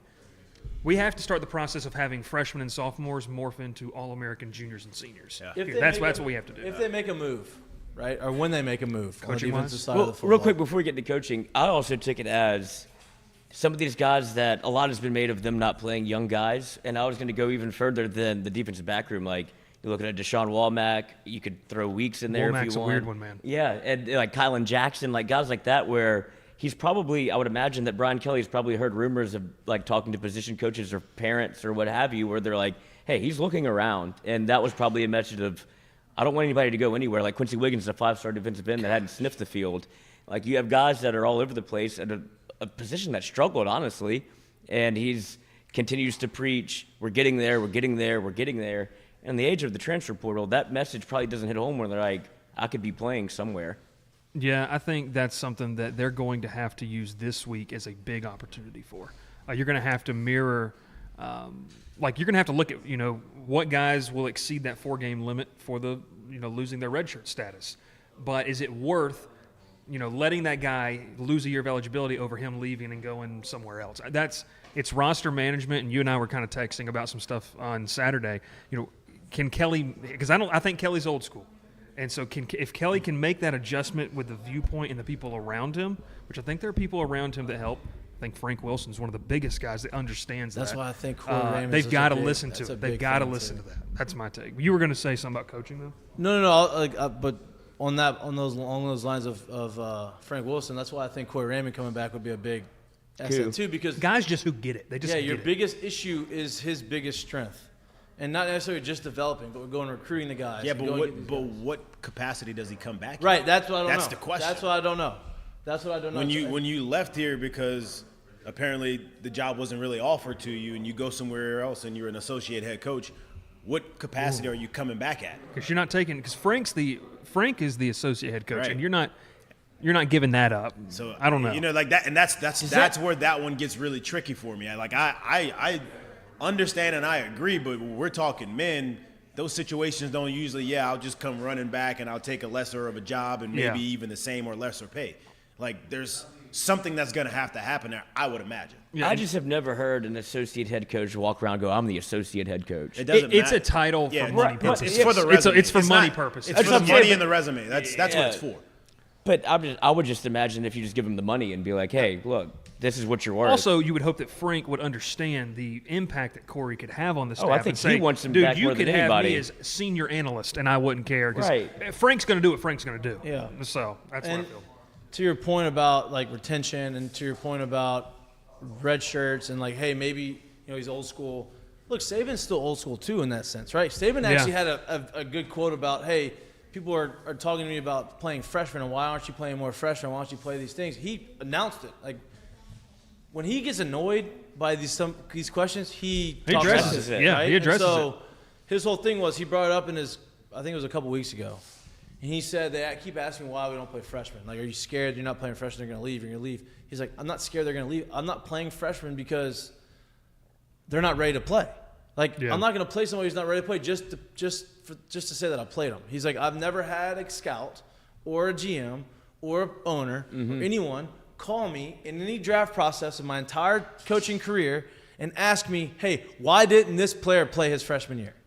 That's just not a thing. Yeah. But And nobody if it asked you is, that. it is unicorn type of players. Thank you. And not only unicorn type of players, but that's a unicorn type of situation. I do think he is the one man in college football, not only because of That can keep the guys there. obviously what he's done in Alabama, but that's not where the resume started at either, right? Yeah. I think he's the one man in college football that can literally say that, and Kirby's like approaching that because of what he's doing right now. Right. Yeah. No, and I agree with that. But there's no one else that can really say it is because they're all like, everybody sees what's going They on. don't have And I think enough for credit me, it was built more up. about what he said, not who he said it, right? Because not who said it, because he's right. Like, not all freshmen are ready. Everyone, like, not freshmen are ready to play. Just because you're a freshman, you're super talented coming, doesn't mean you're ready to play. There's a lot more that goes into college football. And you're coming into a situation like whether it be Alabama, Georgia, LSU, like when most of the time, you're coming in stakes with a are guy super who's high. in the same position that you were in. And I'll say this: exactly. the only Got 5,000 guy, pounds the of only you. guy could have asked the question about, and he did play his freshman year, so it didn't matter. It's the tight end up in Athens, Brock Bowers. That's like a unicorn type of player that you would have said if he didn't play his freshman year. Like, what's the deal with It's that? just people don't understand too. But that's It's unicorn. Right. you never know what type of situation a kid is dealing with when it comes for being in high school. You never know what kind of competition they had, not only team, like on their team where they're playing. You never know what kind of competition they have in their division. I can throw it back to somebody. I'll throw you a name right now who was an absolute men amongst boys, not only in how he played in his division and in his district in high school, right? But literally from the moment he stepped on campus, when you saw him physically, you looked at me like, man, what the hell is that? And he barely played as much as you would think he's played here. But he's still in the NFL now. Who's that? Al Woods. So my point to it is like that was a kid when you watched him physically, even when you saw his tape, when you saw it, when you shook his hand and he was scratching your elbow, you were like, why the hell ain't he on the field? We ain't got nobody that looks like that. But he wasn't ready as a freshman. Right. And there's a lot more that goes into it. So like what you see in a kid in high school and what you may feel, he may not be ready to take that step, and that's okay. Al Woods played That's okay. 1A high he school can't football leave and go. against He can't me. leave and go anywhere after his freshman year anyway. So it's okay. Yeah. Deshaun Womack's the prime example, though. What you mentioned, a kid that when you see him walk around on campus, he came by one of those little scooters as we were leaving Kelly's press conference like week 3 or week 4, and a bunch of us were just like, holy cow. Like, that kid is – but it's to your point. I mean, Eric you can Reeds when they have step all on the campus. physical Yeah. attributes necessary, but maybe But you're when not he's mentally played, he's ready. made an impact. Yeah, you know? Yeah. He may not be mentally ready. He may not be technique ready. There's a lot He's of things raw, that go just into raw. it. And here's the deal. Those guys, though, the minute they figure it out, it's like, oh, my God. Like, that could happen. It's like 2 from or 3 year to year, things year they just one to year tinker two. with. Yeah. Right? Like, next year, he's going to be counted on, right? He'll play more. Like, Yeah. it's just unless you just can't figure it out. Like Quincy Williams must have not been able to figure it out yet. Well, he didn't play football until he was a junior in high Right. school. Like, so he's super raw. Right. And Right? people don't realize that they see him and they're like, holy shit, like how can he not play? Right. Like, or why isn't he playing? He's like, Right. he doesn't know what he's doing. That's and why he you have project players. You have guys that are recruits that are and he didn't have a D-line raw coach. athletes. You know? And that happens like when you look at recruiting rankings, you have guys like once you get outside of like the top for football, like 250, it's a bunch of guys that they just slap a 3-star rating on. And like I work for one of the services, and I'll throw them under the bus and say that like they do. They just slap a You just 3-star run out of rating. time. And and it's just okay. You don't he's a spend as much project. time The evaluating factors those are guys. so wide at that point. It's a wide variety between a high 3-star and a low 3-star. It might be 10 tackles for 10 tackles total. One is play- what they just looked at Speaking stats. of, we're on the recruiting talk right now. Speaking of, you lose 2 4-star Yeah. cornerbacks. Now, from the conversations I've had, they're okay losing those guys. Yeah. Then they go and sign these 2 3-stars, but the difference is the 2 3-stars they signed are from here in Louisiana. Oh God, yeah. Right? And so you would imagine that Frank Wilson and the team, like, okay, these guys have a better chance of being the guys that we want here than those guys were. Right? I know it doesn't look good because it's 3-star, 4-star. Is that kind of what you're talking about? So the 2 guys that they lost, they're going to be good players in their own right wherever they go. LSU knew that was going to happen. That's like the staff was like, yeah, we know. I mean, especially the Andre Evans kid that was from Yeah, they didn't want that to Nashville. happen. They didn't want it to happen, but look, Georgia's at that spot where if they come in, whatever point of the process they come in, it's going to be really hard, especially if a kid's not from Louisiana. That's the one thing LSU's going to hold. Geographically, it is what it is. Kai Bates, that one had just been kind of the rumor mill for so long, and it just felt like they wanted him. But, the 2 kids that they have now, like, I got a chance to interview one of them. Causey? Dude, Bernard Causey. Is a dog. Dude, he just, like, he doesn't care. Like, I mean, he's just wild. Like, that's he's just, wild. he's crazy. Yeah. But you need that. Like, you need that. That's what you mentality get here. so bad. And I think that's, like, we had a lot of people on our message boards talk about it. They're like, man, I'd rather have that. Like, I'd rather, He's I don't care what 100%. some person in Texas ranks this kid who may see him 2 times, 3 times a year. Makes a difference when you want to be here. But when you want to be here, Makes a huge and a difference. lot of other things with Causey, like family-wise, like This is what it is. crazy, This is what he was man. born to this do. It's wild. So He's he's been- going to be a fun one. He's been on bootleggers. He was guarding Dude. somebody that had Alabama gloves on. He goes, man, Nick Saban ought to be ashamed of himself offering you. And like he said, it mic'd up. So it's just Fires me up. we talked to him, and I was on the fires phone me with him, and I up. was like, dude, this guy, I thought I was talking to like a 25-year-old in the NFL. Like how he talks, like he thinks he's the best player in the 2024 class. That's it. Which that's what you want. That you gotta carries you have a long ways. Long Let me ways. tell you. It does. It really does. What like about that the other confidence.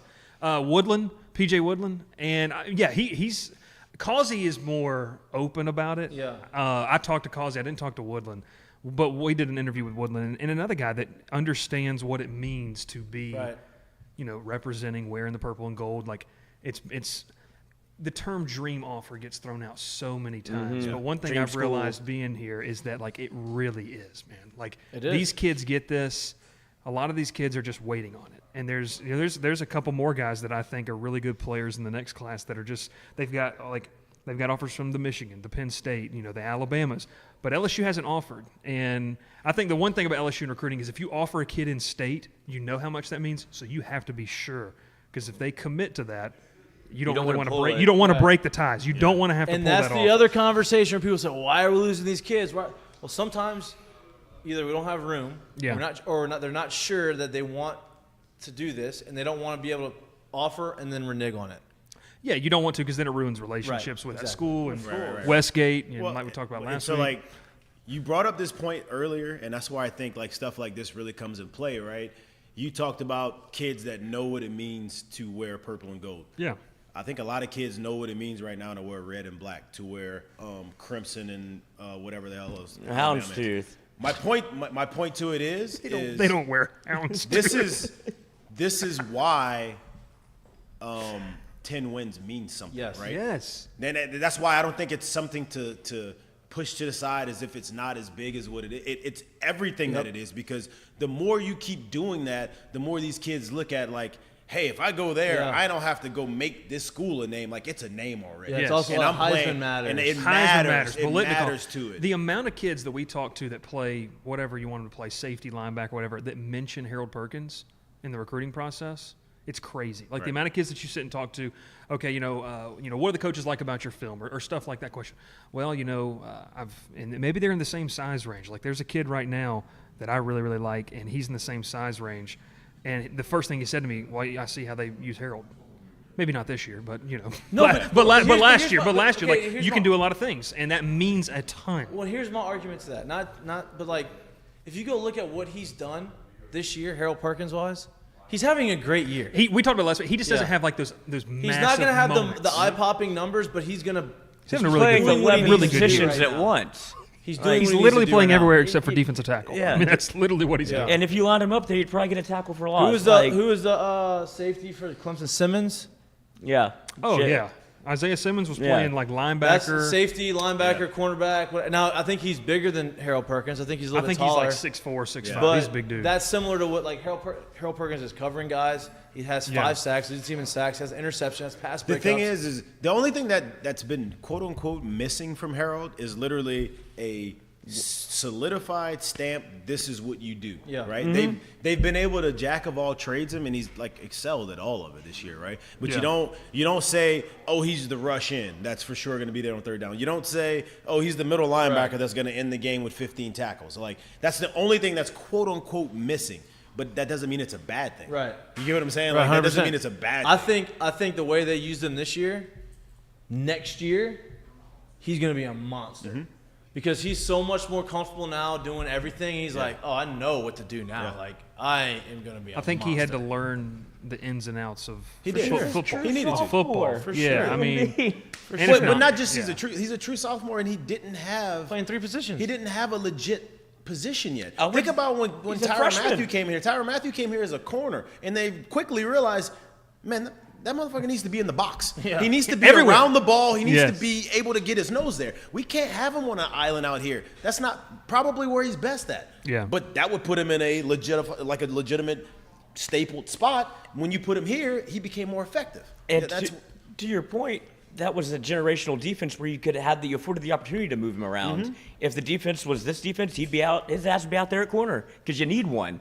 And he's like, he can do it. That's how they're using Harold Perkins. I think it's a lot of frustration for the defense now too. Is that Perkins is probably, I don't know if this is a hot take, but Perkins has probably been utilized as best as he could this year. It's the deficiencies elsewhere that make it look so bad. What do they need to do next year to keep him? You think? Because I know people are coming after him. Oh God, they're going to come after him in the portal. I mean, there's going to be a major push. For hey, come here and win now. Come here, we can give you a spot. I think that they have to sit down with, you were mentioned earlier, whoever the defensive coordinator is, linebackers coach, anything. They've got to sit down and have a plan, a written out plan of this is how you're going to be a top 10 pick next year. Yeah, this is how we're gonna get you to that. Yeah. If they're gonna make the coaching changes, I feel like it has to happen before signing day, on the defense. Not the first signing day. The one on December the 20th, yeah. Yes. I mean, yeah, because I'll tell you one thing. I think A&M's going to have a coach. They're going to have a head coach. Well, that's the other question. There's a lot of guys that you can go on. Yeah. To speak to that, like you have you heard any you rumors cannot on who afford. They're going to get? We saw the interview Jeff Traylor at UTSA, which would not a sexy hire, but a program builder. He's done a decent job there. Get you one of these boys. It would make sense at this point too, because I get it. Look, the checkbook's very large there. But they're also not dumb. That's the checkbook. They're not going to go into another guarantee by just saying, "Oh, dude, we'll throw it all over." Whatever. Exactly. So my favorite one is I covered the ACC for 4 years. Mike Elko, man. I love Mike Elko. I think Elko gets it. Winning at a place like he has at Duke the past 2 years and changing the culture from just being football's okay to those guys love football. And he was the DC there, was he? He was the DC. He came from A&M. I think Michigan State and A&M are both going to call Elko. And A&M's a better job than Michigan State. A&M's one of the best jobs in the country. By far. I sit that. It's one of the best ideas in the country. A&M is a place where if you took Kirby, Nick, give me some other top coaches. Brian Kelly. Sure, maybe Brian Kelly. I mean, you take the coaches you view as elite, Jimbo and you Fisher. put them at A&M. They're doing the same thing they did there. Yeah. A&M has everything you need to win a title. They just haven't had an elite coach. Good ones. Okay ones. But anyways, back to where we're talking about the changes. I mean, you have to make the change before signing day because a lot of these kids, I think a lot of these kids are locked in no matter what at this point because some of these kids. But it's the have ones you're been- trying to get. The ones you're trying to get. A couple of the kids from A&M like Relaford, that kid that's committed to A&M. He's going to want to know. Okay, is Jimmy Lindsey the part-time defensive line? Like, what is that? You think? And like, what's the deal with that? You think LSU has a chance to get Jacoby Matthews Oh yeah. from A&M? I think Jacoby Matthews, Evan Stewart, the receiver, Shamar Stewart. Like, I think phone calls need to be made to every single high-impact guy over there because, look, when they come here next weekend, they're going to play some really good defense up front. No and doubt. that's going to be a really fun matchup to watch. And this goes back to the conversation with Jaden, right? And I want to get to some other topics before we get out of here, but A&M may not be winning a bunch of games. They may have fired their. They're this close to winning a bunch of games. Right. Oh, yeah. But they The fired their margin's not coach. wide. Crazy. But they have one of the better defenses in the country, like talent-wise. Oh, yeah. So Jayden goes and does the things he needs to do, and everybody, college football guys, people know it, right? They look at A&M like, man, this team's talented. Jayden does the things he needs to do and has a big monster game against that. That's a big statement game for him, too, to end the season on. I know he's not winning championships or he's doing whatever, but that's a really, arguably probably the best defense he's played all year. I'd say the best front seven outs you could get into a debate about Alabama and Florida State, but Yeah. Walter Nolan. I mean, a lot of those guys that A&M has. Yeah. It's going to be crazy. sure. You talk about Heisman type of moment or a picture. Jane Daniels jukes out. What's their linebacker's name? The kid that isn't he from 15? here? Edgerrin Cooper, I think his name is. 45. Yeah, he's Yeah. from Covington. He's from Covington. He's the best linebacker in the country. He's unbelievable. Jaden jukes that guy out. Also can't happen. in the middle of the field. There's your another click. Take a picture. There's his picture on the Heisman Trophy right there. He's the Devin White is what he looks Oh, like. he's He wears unbelievable. 45 and he looks just like him. That can't happen. How old is he? He's a junior. But see, He's the problem done. with him is I thought he was a sophomore. He's a junior. He's a junior. Yeah, so that you were in check. turmoil when you Yeah, couldn't but really that hire wasn't- him. Yeah, this true. is what That's we were not on talking about Kelly. earlier, Yeah, like, you can't do anything. Yeah, true. Did you know they gave out the MVPs last night? I was sitting on the couch and breaking news: Shohei Ohtani wins MVP. I looked at my wife. I was like, Future What's the deal Cub. with that? What's the deal with that? Future Cub. Shut up. Mike Trout gonna be a future Cub. Philly. Oh, dude, he can't wait to do that. I've been saying that. Did not say that. He was gonna go to I want to Philly. know what Nola's He went to the gonna World do. Series. Who? I want to know what Nola's going to do Nola? because I want him right here, baby. I don't think he's going. I don't think he's going back to Philly. He hates Atlanta. Well, Atlanta used to beat the brakes off of him, but he figured it out against them. But I would love him in Acuña, Atlanta. unanimous No, yeah. MVP, How do you not? obviously. I mean, we talked about this last But week. here's the deal: how do you Have not? We a- talked about how do you not have a award ceremony? Is there no award show? Like, did MLB Network host anything? I don't think so. I think they. I mean, I got did- YouTube TV. I don't even get MLB I Network. think they so. did. I think they did some of the stuff for It was like the blacked other out awards, regionally. but almost positive they didn't do anything. Here's the deal. with So YouTube. the award for the best player in each respective league, you're like, nah, no, we don't want anything. Yeah, and you're not gonna.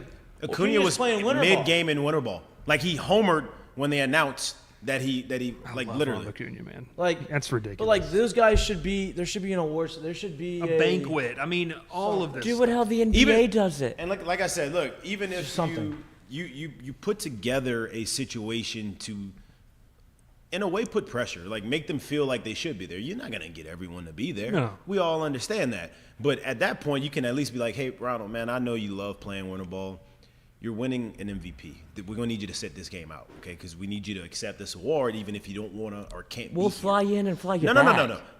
But you can't make him do it. So like you can't say he's got to be here, but you can at least be like, we just need you. And if you can't do it live, we need you to record this because this needs to be as if like you are accepting this right now. The only thing I've seen is Blake Snell with his family when they announced the Cy Young Award, and I saw that video on Twitter. Well, Like, that's the he only was thing. with his family. You had all the rookies with their families. Yeah. But then you had Ohtani with his puppy dog Hell yeah. by himself, and then you had Dog's named Wrigley. and you had Acuña playing a baseball game in winter ball. And how do you establish that? You have an event. You make it a thing. You say, hey, listen, we're gonna spend some money. We're gonna get off our wallet. We're gonna get someone to host it. We're gonna make it entertaining. We're gonna invite everybody that we want to invite and say we're gonna do all this. We're gonna make it an event, and we're gonna put it in a fun spot. We're gonna have parties. We're gonna do this thing, and we're gonna make it something where they need to Parties. do. That's what they do. Like, all these events. You have Make it a parties. Sunday night or There's something like that, or multiple something. things you can do, man. Like they just don't. They could have been for the past month since the season has ended, been literally advertising, hey, these are the guys, these are the plays. Do it on a Friday There's night. so many things they could have done to continue bringing awareness to it, and they just haven't done it yet. Yeah, you do it on I couldn't Friday even tell morning. you who I had a good idea of who was probably going to win each, but I couldn't tell you maybe more than 2. Like, I couldn't tell you who was up for the Rookie of the Year besides Corbin Carroll. I don't even know who won it on the other side. Gunnar Henderson. Gunnar. But outside of that, I couldn't tell you who else is up for it. Like, I don't know. I know a lot. I should know that, right? Like, that should be something that should be literally I should know. Yeah, it's but crazy. they don't do a good job of literally putting that stuff out there because they're I too hate that. worried about.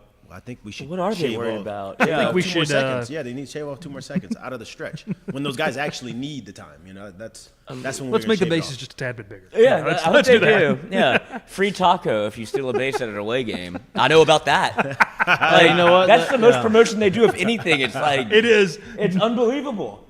It's the most I know about baseball. Kyle Schwarber should be on commercials. He's entertaining. Like those types of guys. It's like need they're to be- terrified of him. It's unbelievable. They don't want to give players power. No, that's the problem. It's not they're terrified. It's they own all of the marketing on all of the licensing, and that means if we give these guys power, if we let other people in, we now lose. have to Yeah. divvy out the what Yeah. we're getting, and they don't want to do that because they've owned all that shit for so long. And it's crazy, when you look long term with that, they're literally saying we're okay with just becoming more and more obsolete as more kids grow up and don't know Major League Baseball. Yeah, because the pockets have only still done this, and they don't. Yeah. Really, I mean, you heard They're, what- they're you heard literally what, willing to do that to their sport. yeah. What C.J. Stroud said. C.J. Stroud said that when we were growing up, you like basketball, you like football. Everybody wanted to play baseball. Because they were asking about football players that became basketball players became football players. Like, which one do you want to do? He's like, I grew up wanting to be a baseball player. Yeah, he goes. Everybody wanted to be baseball. Well, why didn't they? Because Tough titties. They didn't push it. They didn't. It's also one of the most expensive sports That that is. not a lot of places can really, and that's something That's that's, That's a completely different that's a whole that people don't want podcast to that episode people that you don't could do. want to Yeah. acknowledge, but yeah, It's that's hard. 100% a thing. For sure. It's your fault, Cobb County. Are you going to the game? That is.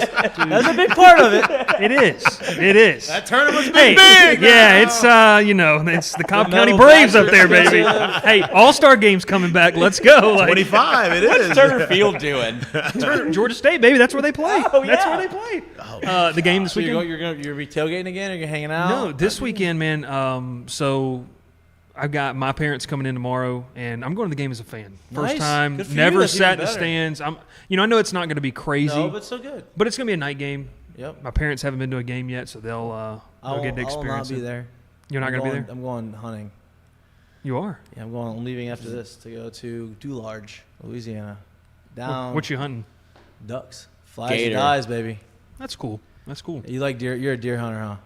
No, this is bad. So, how much are you into hunting? I mean, I No, dabble. look at I him. dabble. Dabble, What the okay. hell is This that will be his mean? first time this year. That- Okay, yeah, okay, yeah, okay. for So, first like, time. I don't know if there's, duck like- duck hunting just open, but yeah, it's my first Yeah. time. So, like, I don't know if you're like an avid hunter. So, my No, I'm not dad avid. worked with. He's gonna be sore tomorrow. No. My I'm dad not. worked with Michael Waddell of Bone Collector, Yeah. the big hunting entity, and so it's sad to say I like fishing more. I love I'm more of a listen, fishing guy. I enjoy fishing too because it's calm, man. yeah. It's really That's relaxing. Why I like deer hunting more than duck hunting. Yes. Because deer hunting, I can sit in the deer stand. You can sit there. and You don't have to I don't get to 4 o'clock in the morning, Listen, cup my of mind coffee. goes a million miles an hour all day. I don't Yeah. get to just not do anything. Yeah. And I enjoy not doing. You anything. can literally shut your brain off. Yeah. It's Right. no, it's relaxing. Yep. That's for sure. Lloyd, you're going to the game. Oh, I thought I was going hunting. I was No. about to get invited. No, I have a I'm not. gun.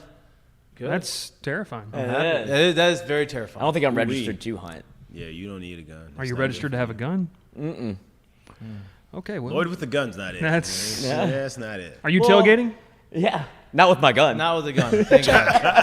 Thank God. Segue. Yeah, I'll be tailgating you. Holler at me. I'll take you. you. You get the real experience. We'll get you Exchange- blackout exchange drunk. info, Yeah. talk, Yeah. you do whatever. Yeah, you won't Jay, get in you're trouble. watching the game on TV? Yeah, I'm gonna check it out on Yeah, TV. yeah, yeah. Couple quarters. Be great weather. Be great weather this weekend. Yeah, it's gonna be good weather. And how disappointed were you guys? And you might have talked about this. The 11 a.m. kickoff next week. That's pretty disappointing. It's brutal. It's brutal. Jimbo's fault. It is. Jimbo's fault. If Jimbo doesn't get fired, we don't. It's not. It's at least a 2:30 game. Yeah, that sucks. What else is on the docket that weekend? So, being from Georgia, they moved actually the Georgia Tech game to the A&M LSU traditional slot.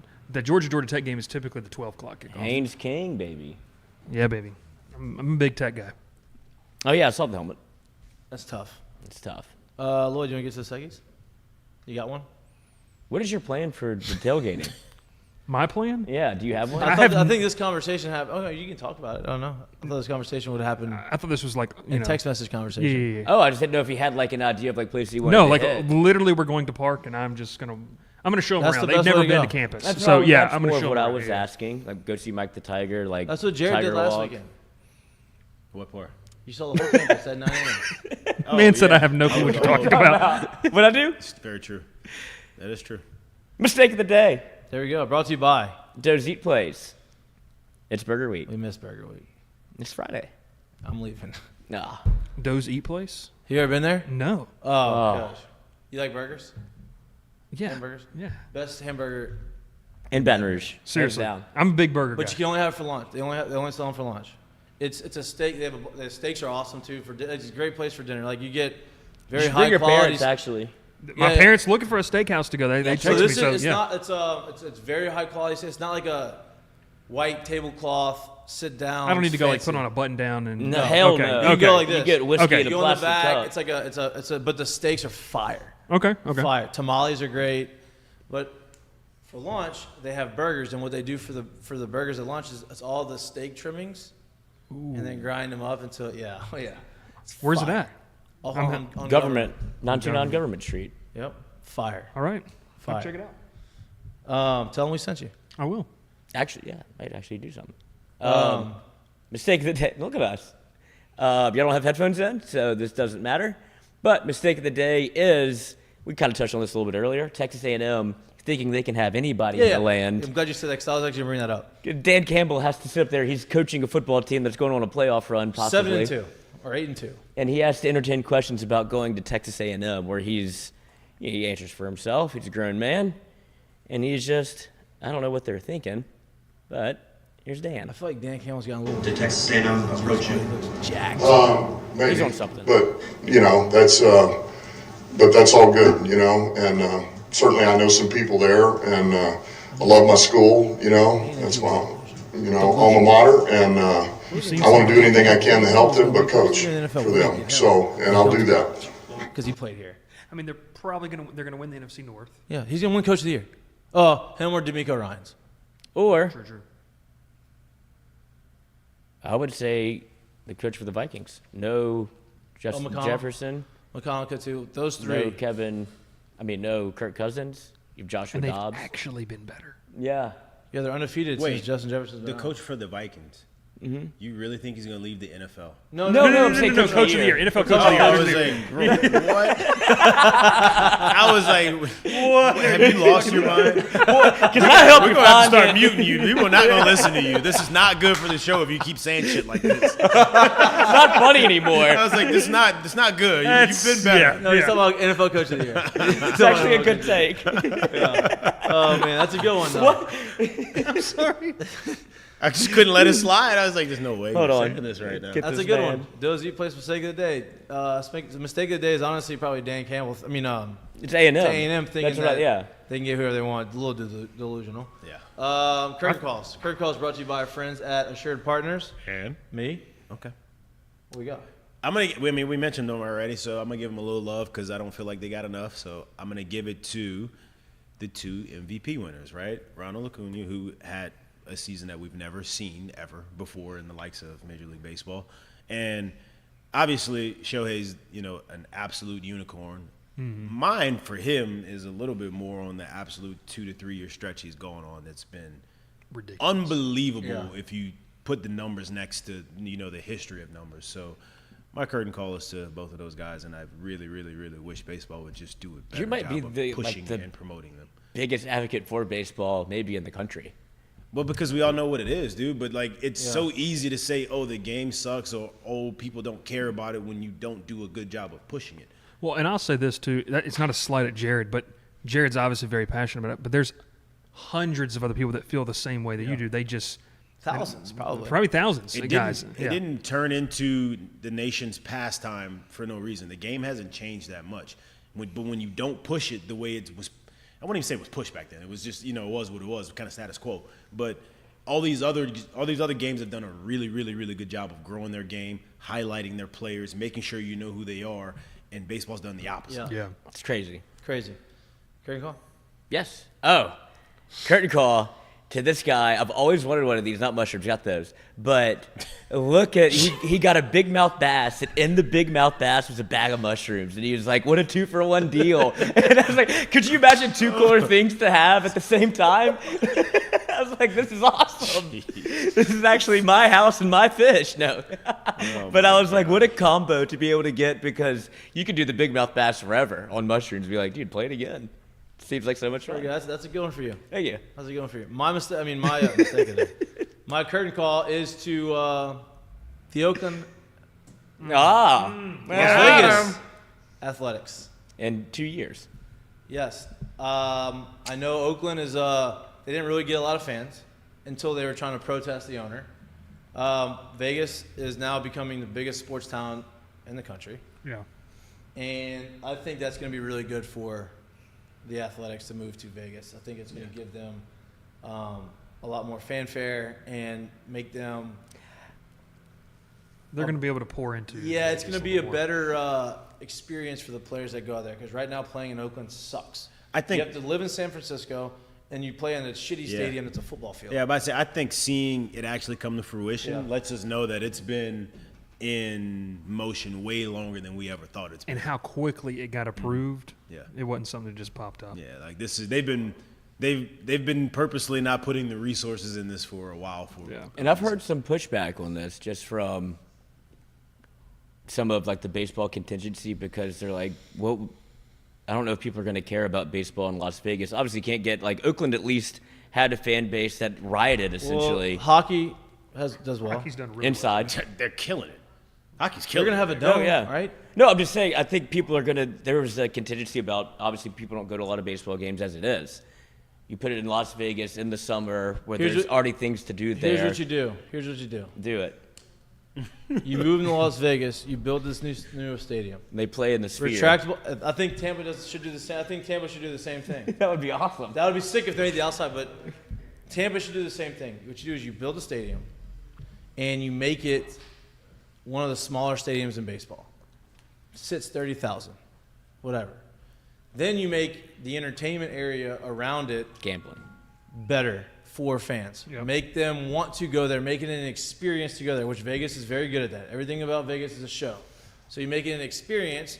You don't have to worry about having 50,000 people there. You have 30,000 or so seats. Then you have some primo seats that celebrities are going to want to go to, but then you make it to where you want that to be an event. You make it some sort of event within the event, and then that's how you get people coming. I know Vegas knows how to do that because, I mean, they have a sphere that has faces on it that was watching golfers. You know how many that sphere holds? I think like right under 20. Right. My only point to that is, you've been to Vegas. Everything's bigger is better. I think they do everything that you say, but if they do that other stuff around and the thought process of the stadium well, then they're going to be sitting there saying, why on earth did we make this 30,000 and not 60,000? Right. So I think they're going to probably do both because everything is huge in Vegas. Yeah. So they're moving into the Aces Stadium for a year or till 28. Is that what it is? 28 is when it's supposed to. The new stadium's supposed to open. So what happens? Where does the minor league team go? We don't know. But it wasn't. I don't because their minor I never league team played does there okay. in the minor leagues. Like I never played there, but I don't know if the new stadium was the same one as the old one, or if they just because there was. I got a buddy that's should he's go the play in broadcaster Oakland. out Thank there. God He they said play there in it's Vegas. pretty I think it's new. I think it's like under 10 years old. Yeah, so no, it is. It's But a there nice, was, but there was it's an a old nice little stadium there too, and I don't know. So I don't know if they move them back to that or like I don't really know. They should move them to Oakland. Could you imagine? I mean, That'd be awful. There would be nobody there. No, people would. Nobody would boycott it. Nobody would accept that assignment to AAA. That's for sure. Like no one's doing that. I guarantee they would sell that place out. Oakland would be so hard on for baseball, they would do it out of spite. You're talking about. Y'all come in. Come on. No, it'd be the opposite way around. They would. You saw how much they boycotted that place last year. I know. I think Bring a they would, AAA team Which there. is sad because you go back a couple years, like when they were in the playoffs, man. and that It's place just- they needed to- was they so needed- crazy. The owner was just the owner. Derek Jeter killed They it. don't care. They didn't care about Yeah, the the fans. owner's bad. They didn't care about Same the with fans. Tampa. Though Tampa needs when they moved. Tampa screwed up because they're building a new stadium, but they're building it in St. Pete. They need to build it in Tampa. They're not doing that. What is St. Pete a suburb? I have no clue. across It's the like bridge. 20 minutes. It's like 20 minutes over the bridge. Is it a suburb type? Is it a downtown type? It's another city. It's another city, and they've done a good job building Yeah, it. Tampa's. up I mean, now. St. Yeah. Pete's great. It's a beachier town, and it's 20 minutes from Tampa. And it's literally not Tampa. So like, It's not Tampa. yeah. Like you got to cross the bridge. You got to get. It's like Atlanta. Was that? Yeah. It's like Atlanta. It's kind of like the teams that are in Yeah. San Fran now are too. Besides, obviously, Yeah. the Giants are right there, but Yeah. the Warriors are, they're not in the same area. No, right now. right, They're in right. San They're Jose in- now. So like, Yeah, stuff like they're that. in Tech City or whatever, Silicon Valley. They should Yeah. make, instead of dirt, they should play in sand Yeah, that makes in sense. St. Pete, That makes sense. a little home field. It's gonna be good. That'll be really hard. They need to hire you. I know. Yeah, that sounds Chief good for, marketing that officer. sounds good for batting averages. That sounds great for batting That sounds averages. good for defense. Hey, I know That's how- great. look, we don't have to offer them any more low contracts. We'll just make sure that the ball doesn't move. So the Well, they don't want you. They don't want you to hit the ball on the ground anyway. That's what I'm This is saying. the way We're it's really supposed to gonna go. we're really gonna hit on launch So angle. we're leading the league in strikeouts for the next 6 years, and people are like, "Well, they suck." Well, Yeah. this is why. Well, because you hit the They ball on the don't ground, steal it the gets bases buried. at You have to all. go dive in the sand and go find this baseball. Dig it out. 110 miles an hour off the bat, straight into the sand. Now you gotta go dig it Could you imagine watching a nice rundown in the sand? out. Then you bring the kids in. You have kids days on Sundays, and they go make sandcastles on second On the base. field. Chief marketing officer. Bud Lord Selig's Gordon. is rolling Bud in his Selig's grave. not the. Just I know. grow the game, Lloyd. Grow the game. Grow the game. Have y'all Trying to seen the help you. renderings for Nashville and Charlotte? Yeah, but I mean, when's that gonna happen? I don't know. I like the idea The renderings of are- Nashville. I like what they're trying to do. I don't think you can put them both there. No. It's going to have to be one or the other. Yeah, it will. Because those are really two I love nice. the sound of Charlotte, man. You, That's one of my- have y'all, love Charlotte. Charlotte's That AAA was my part? last- That was my last year. I played in I like Charlotte. Charlotte's AAA part. I love It's Charlotte. so nice. It's Now unbelievable. Nashville, obviously Nashville's Nashville. So Yeah. but I love Charlotte. But the reason why I think Charlotte's probably the better one, like obviously Nashville has the Titans as well, but Charlotte literally all within 4 blocks. Oh, it's Panthers. It's the Panthers. It's the Hornets. It's Yeah. like it's all of it's right there. Yeah. And they now have an MLS team there as well. So like that's And you've also got the ties to Cary, North Carolina with Team USA. So it's, there's, I feel like Well, there's a it's a decent base- it's a baseball. very it's a good very baseball It's a rich big baseball area. Very ACC rich. tournaments up there. Exactly. Yeah. Well, no, Nashville. I mean, both of them are very similar. It's just different cities, but both of them are very similar in the sense of what you have. It's a What they're very offering. baseball center. Yeah. Charlotte would be really cool. Charlotte would be cool, and I think baseball in Oklahoma City would be cool. Name them the Bombers. Holy cow. I mean, That's You wild. you are unhinged right unbelievable. you need a muzzle. Thank God we're just on YouTube and nobody That can pick us was up. amazing. That was, and not in a good way. Like that was Network one television Of, would that never was come one close. of the most unbelievable things I have ever heard. Oh my god. You're one of a kind, man. I don't think before I speak. I know don't you're think one at of a all. kind. But you're very witty and you're smart, and it just comes out. I know. Yeah. You deal with the same thing. Am I? I think it's a little different. In different ways. I've only known the guy for like a month, and I would say a month and a half. Like I'm seeing some little differences here. different. Yeah, I'm not exactly sure it's the same. Everything's not the same here. I don't think I'm going to tailgate with them, actually. I think I'm going to keep them. Hey, look, I'm going here's to keep my Lloyd number. away from my family. as You far only away gave me as 6 possible. digits. Yeah, that's my number. 6 digits. That's It's a my different phone. That's a different Never area. happened to me before. Boost mode, don't worry about it. You're incredible. Oh, I must have It's a forgot burner. one. She got figured out. One of the Figured next out. nine. One of the other numbers. Just go down the list. You got a curtain call? You have anything you want to give props to? So I've watched y'all show and kind of what curtain calls are. I was kind of lean with the A's because it's the same kind of concept, but I'll go. You can piggyback on it if you want. Huh? I'm gonna go with I'm gonna go Josh Williams. Oh, That's a good one. Just being here and being in Nashville for SEC Media Days and how Josh carries himself.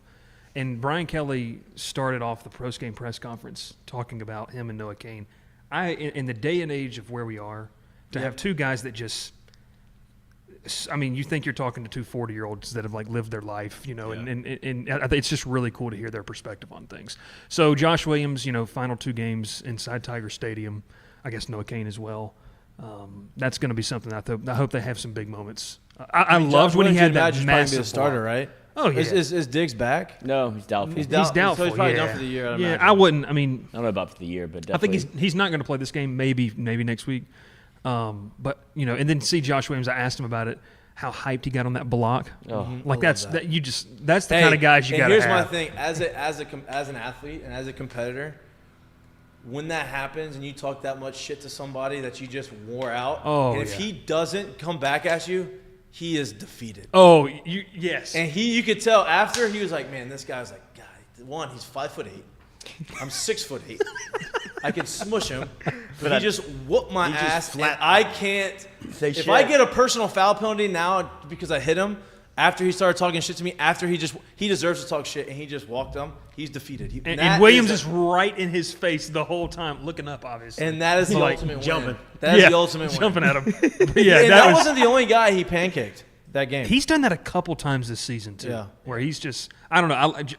In the media, you have guys that you just like love to cover. They give you good quotes, and they understand that we're doing our job. He's one of those. And I guys. know he's not fast. I know he's not going to have good times in his pro day and stuff. But he'll play for 10 special years. teams guy. He's a guy who could, if he can run enough, he's a guy that could find his way as an undrafted free agent on a team because of that.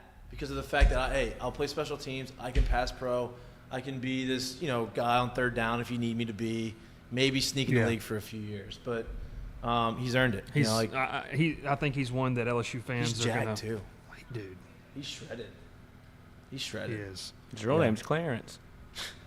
That's all we got for today. Have a great weekend. Enjoy the beautiful weather. Hopefully you're putting up some Christmas conversations on. You can come on in. Come on in. If you're going to the game, enjoy it. It is going to be a beautiful day. Enjoy the tailgating. His last two games, one of the last two games of the year. Can't believe it's almost over. We appreciate the support. We appreciate you tuning in. Please like and subscribe to our YouTube channel if you can't watch us and you like listening to us or anywhere you get your pods. We appreciate all the support. And we will be back live again in studio on Monday. Now, I will say this. Monday will probably be our only show next week because Thanksgiving holidays, people are traveling, and all those things. You didn't know it was Thanksgiving next I'm weekend? so bad at holidays. Lloyd doesn't know what idea. Thanksgiving is. No. We heard his we'll earlier be back comments. on Monday next He hates week, the 6 US. 8 p.m. in the studio. Well, actually, if you think about it, You need some guidance, kid. Enjoy your weekend. the gentrification of America love is y'all. actually Thanksgiving. It's kind of Peace. sad what Halloween is. I mean Thanksgiving. Sad what Halloween is. That's a better holiday. Peace. Enjoy your You're holidays. one of a kind, man. It's not my